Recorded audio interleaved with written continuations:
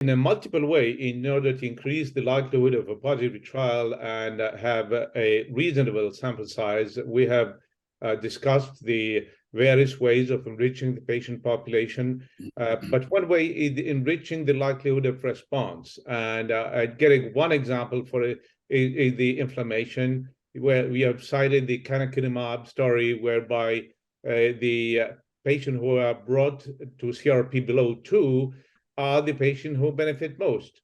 So my question is whether it may make sense to run a run-in period whereby you expose everyone to the interventional drug and only select patients where the CRP had dropped clearly enough and then randomize these patients. Does that make sense, this run-in period, selecting the potential responders on a biomarker and then run an endpoint outcome trial? Bob? Well, my concern is that it introduces some bias because you're only selecting the responders.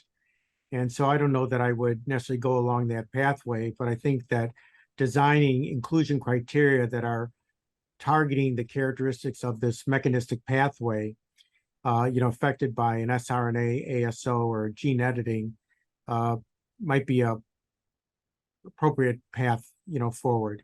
You're seeing this with the LPA studies. They're looking at an extreme, phenotype in terms of, LPA levels greater than or equal to 175 or 200 nanomole per liter, very high LPA levels in people that have disease. So I would suggest, perhaps that type of approach. You could think about other examples outside of LPA where you want to enhance the population. Certainly this was done in the prominent study where they evaluated the post hoc analysis of the PPAR alphas, high triglyceride and low HDL, in a prospective trial, same inclusion criteria, and it failed to reduce cardiovascular events. So I think the study design is really the key characteristic without, at least in my opinion, my perspective, we'll see what Wolfgang has to say about potentially introducing bias. No, Bob, I would fully concur with you that just looking into those who respond to a specific marker introduces a bias. I also wouldn't follow that way. I think what we're seeing in particular, and you mentioned the pemafibrate, I mean the fibrate, so to say, to lower triglyceride-rich lipoproteins.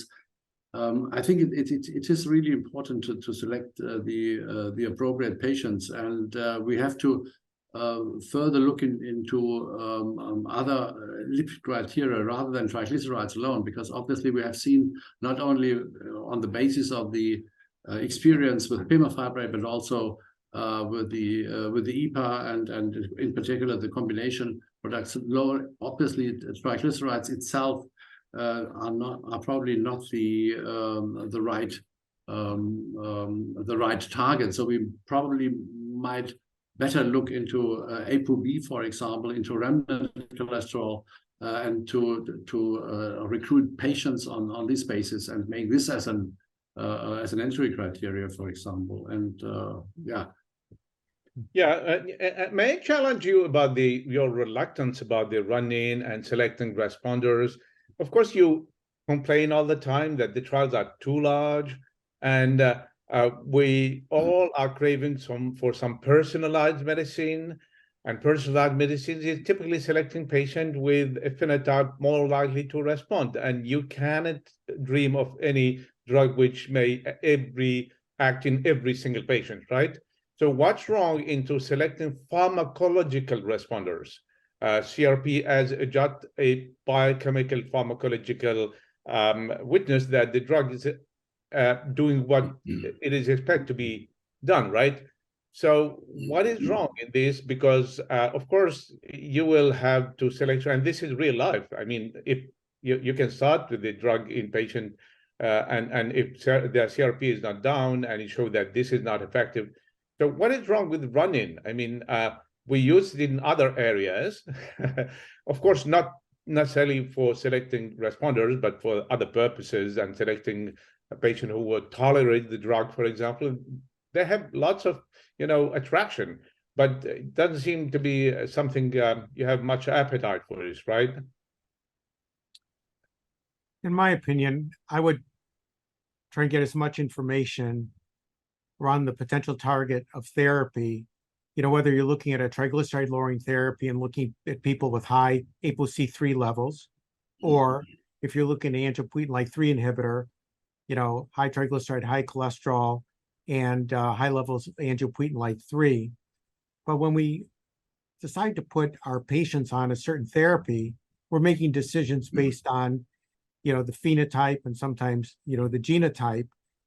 And that's, more, real world practice. I understand that if somebody doesn't respond to a therapy in a short term, that run-in phase, more than likely they may not respond over the long term, but we don't know that. The other issue is you lose the opportunity to understand why people didn't respond and what their event rates and what would be next for those individuals. Why are they not fitting the paradigm? Maybe it's because we don't have a good enough, genetic tools, or haven't, evaluated biomarkers in the depth that we need. A disconnect between CRP and inflammatory proteins, or the transcriptome, because the white blood cell is, the actor, in the vessel wall. It's not the circulating CRP that's causing a plaque rupture. And so it may just be that science isn't ready to answer all those questions in the inclusion criteria, but I would think that including them based on a well-designed, well-thought-out set of inclusion criteria may yield greater benefits in the future.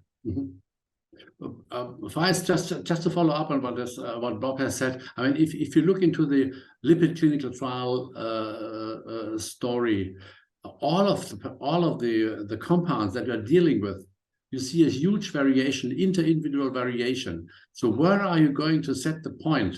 Which patient for which patient to include? Because if you look at the waterfall plots, whether it's statin, whether it's bempedoic acid, whether it's PCSK9 inhibitor, there's a strong inter-individual variation. You have some that respond by 80% and some by 20%. Now, if you do this kind of pre-selection before entering patients into the study, where are you going to set the point? Those who respond by 50%, by 70%? I'm not sure how we get out of this dilemma.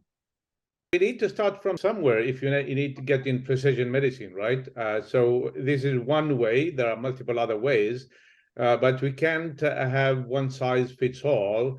I know that phenotypic patient on the simple lipid level may work, but then you have been yourself showing multiple data of non-responders, and then only a few patients may benefit from therapy. And there are studies with canakinumab, including this one what I have mentioned, that indeed a large proportion of patients will drop their CRP below 2, and these are the most likely patients to respond clinically. But I understand this is an area which needs more discussion, and I am still wary that we will not get in precision medicine in cardiovascular, because usually we are pushing back on this. In oncology, they use this all the time. They pick up the winners. Right. So Faiez, there may be one situation where your approach is something that I would agree with, and that is if you're looking at gene editing, targets, we have pharmacotherapy such as PCSK9. You could test whether somebody has a therapeutic response, as Wolfgang mentioned. Not everybody has an LDL cholesterol lowering with a PCSK9 monoclonal antibody, and you wouldn't want to do gene editing in non-responders. And as the targets go forward, for gene editing, be it for chylomicronemia, lipoprotein A, then, that approach, I think, is reasonable, because it's, one shot and then it's done.